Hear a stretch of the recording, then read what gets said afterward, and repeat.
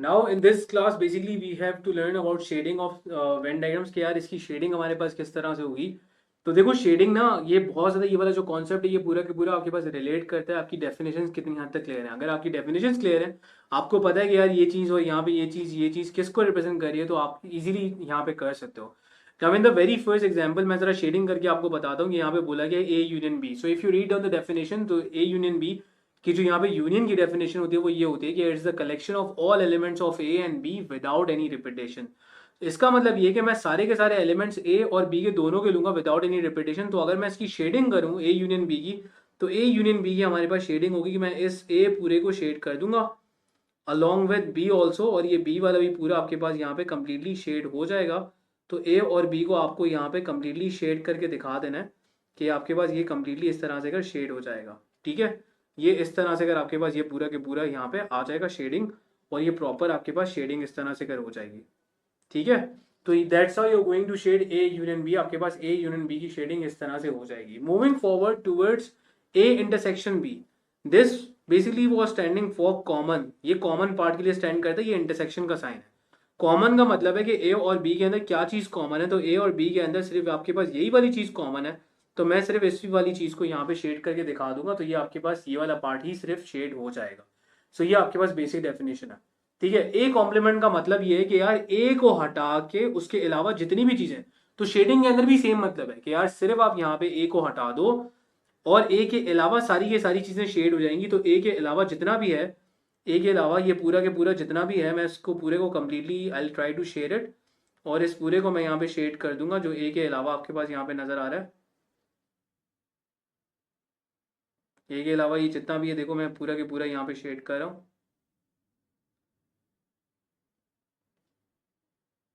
So this is basically a complement. सही है, यहाँ पे कर दिया।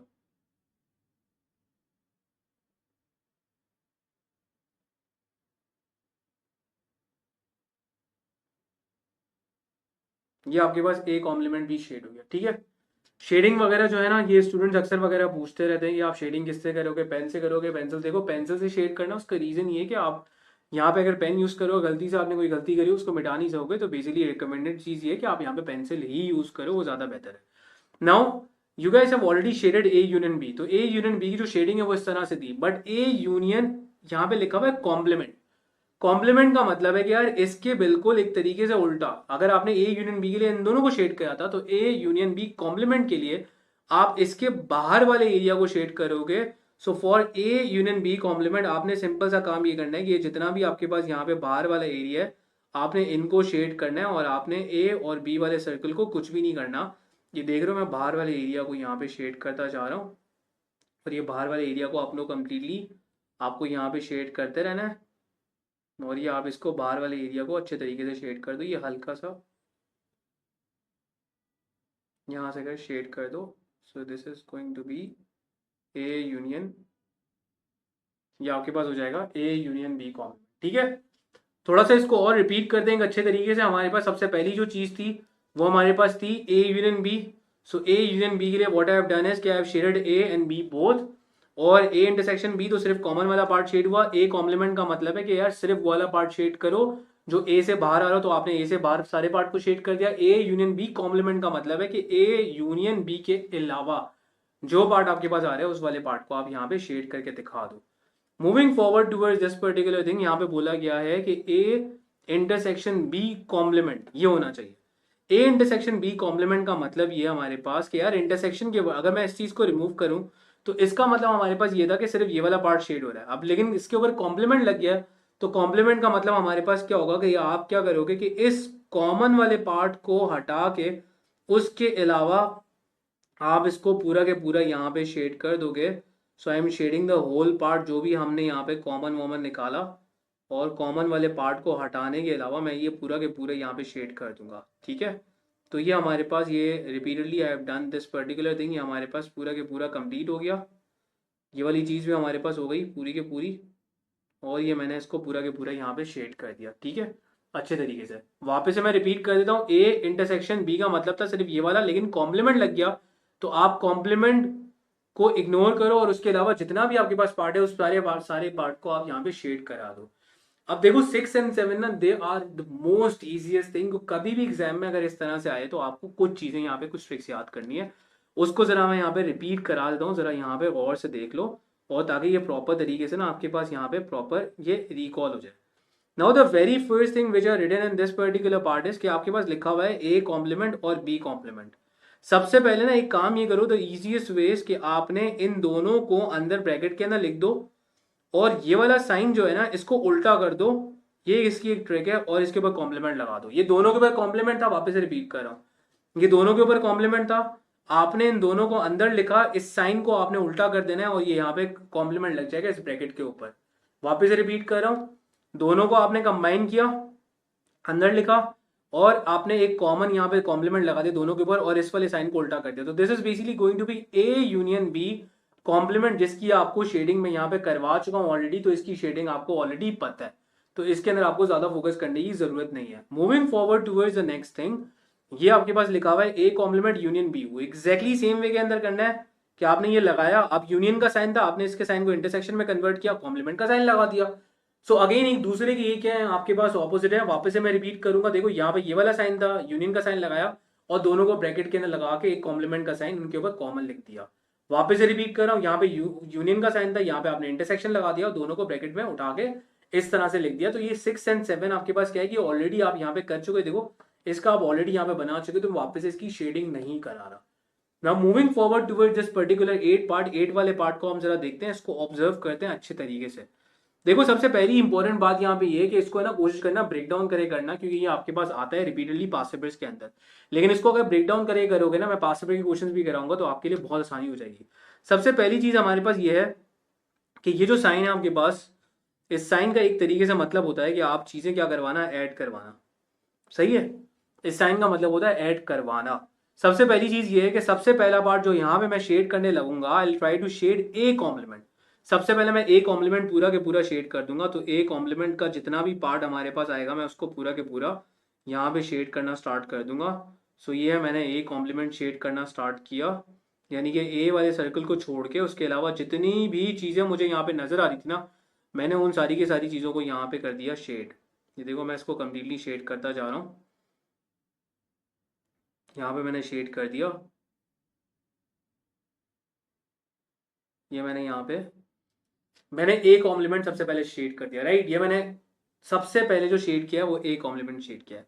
इस साइन का मतलब है ऐड करवाना। पहले कॉम्प्लीमेंट वाला आप पार्ट कर देना, जब भी यूनियन का सवाल हो पहले कॉम्प्लीमेंट वाला पार्ट कर दो, उसके बाद उसके अंदर बी को ऐड करा दो। तो बी को जब ऐड आपने कराया, तो बी को ऐड कराने के बाद now this is going to be like this, ये आपके पास इसकी कंप्लीट शेडिंग होगी, जो आपके पास यहाँ पे ये होगी। और इसके अंदर आपने ये ऑब्जर्व किया कि इस वाले पर्टिकुलर पार्ट के अंदर आपने एक चीज ऑब्जर्व करी कि जो आपके पास है ना, ए ओनली इज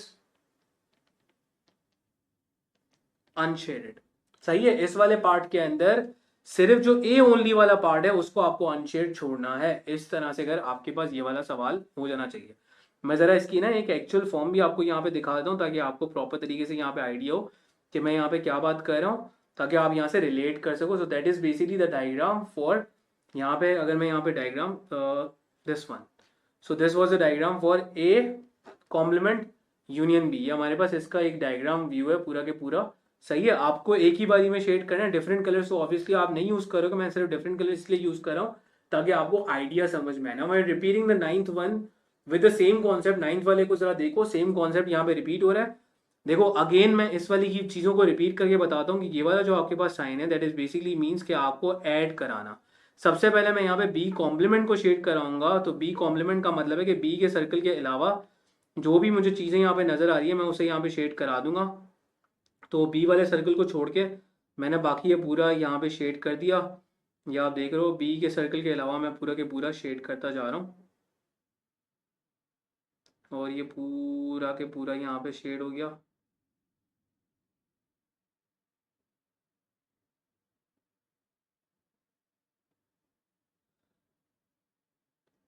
बी वाले सर्कल को हटा के और ये पूरा हमने यहाँ पे शेड करा दिया, ठीक है। अब बी वाले सर्कल को हटा के जब हमने शेड कराया तो बी कॉम्प्लीमेंट तो I have shaded it, right.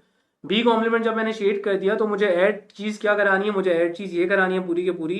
तो मैं अब क्या करूँगा, इस ए वाले को भी पूरा के पूरा शेड कर दूंगा। So that is going to be the complete shading. और इसकी एग्जांपल भी मैं ज़रा आपको दे देता हूँ कि इसकी एग्जांपल हमारे पास है ये वाली। So this is going to be the example for this particular part, जहाँ पे आप लोग देख रहे हो कि आपने सबसे पहले क्या किया कि बी वाले सारे पार्ट को बी कॉम्प्लीमेंट को शेड करा है, और उसके बाद आपने ए को भी शेड करा है इन 2 पार्ट्स। क्योंकि मैंने यहाँ पे 2 कलर्स यूज करे हैं, तो इसको मैं थोड़ा सा और अच्छे तरीके से आपको यहाँ पे एक्सप्लेन करके एक बार वापस से बताता हूँ कि सबसे पहले वाले पार्ट में बी कॉम्प्लीमेंट को शेड करो। यूनियन के ना जब भी आपके पास ये वाला सवाल आएगा, आप कॉम्प्लीमेंट वाले पार्ट को फर्स्ट टारगेट करोगे, उसे शेड करोगे, उसके अंदर उसके बाद आप ए वाली चीज को एड अप कर दोगे। तो ए वाला पूरा के पूरा सर्कल आपने एड अप किया, तो आपको यहाँ पे अंदाजा हुआ कि ओनली बी इज अनशेडेड। ये वाली बात आपको यहाँ पे अंदाजा हो गया, और इसका एकदम प्रॉपर डायग्राम वो ये वाला बन रहा होगा। This is the actual diagram जो आप यहाँ पे बनाओगे, because you will not be using the different colours, right. ये हमारे पास 8 और 9 वाला कॉन्सेप्ट भी हो गया। नाउ मूविंग फॉरवर्ड टुवर्ड्स 10 वाले पार्ट को जरा हम देखते हैं। अब 10 वाले पार्ट के लिए ना देखो, ये वाला जो साइन है ना वो स्टैंड करता है हमारे पास एंड के लिए।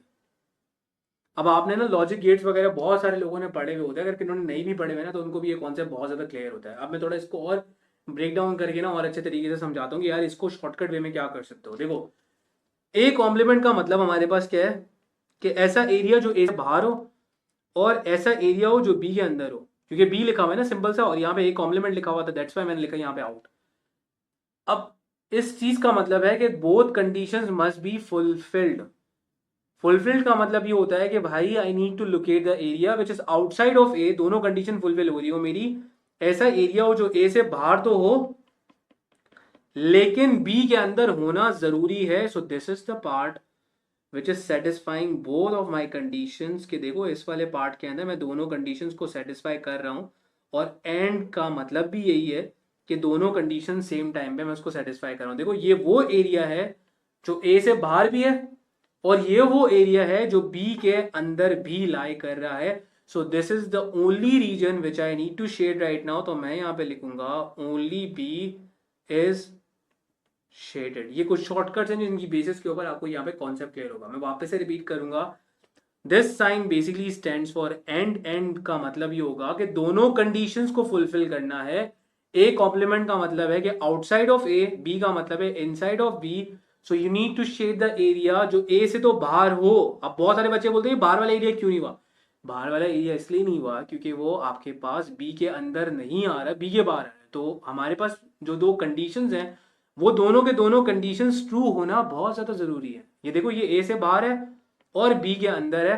सो this is the area which I am suppose to shade right now. तो ये वाला एरिया आपके पास यहाँ पे शेड हो रहा होगा, ठीक है। Now moving forward towards this particular part, और इसी सेम एग्जांपल की बेसिस के ऊपर मैं ये करवा रहा हूँ। देखो अगेन इसका मतलब हमारे पास क्या था, एंड था। इसका मतलब है ए के इनसाइड और बी के आउटसाइड। तो आपके पास कौन सा वाला एरिया शेड होगा भाई, आपके पास देखो कि बी से बाहर और ए के अंदर। So this is the region which is outside of B but inside of A. So दोनों के दोनों कंडीशंस को फुलफिल होना बहुत ज्यादा जरूरी है। सो यहां पे आप लिख सकते हो कि only A is shaded. So this was the whole concept about shading, और इसी कॉन्सेप्ट को लेके हम आगे बढ़ेंगे और इसको पूरा के पूरा हम रिकॉल करेंगे। देखो कभी भी हमारे पास 3 में हो जाए, 4 में हो जाए, कुछ भी हो जाए, बेसिक कॉन्सेप्ट हमारा यही रहना है कि किस तरह से कर शेडिंग होगी। तो इस चीज को हमें रिकॉल करते हुए अच्छे तरीके से चलना है।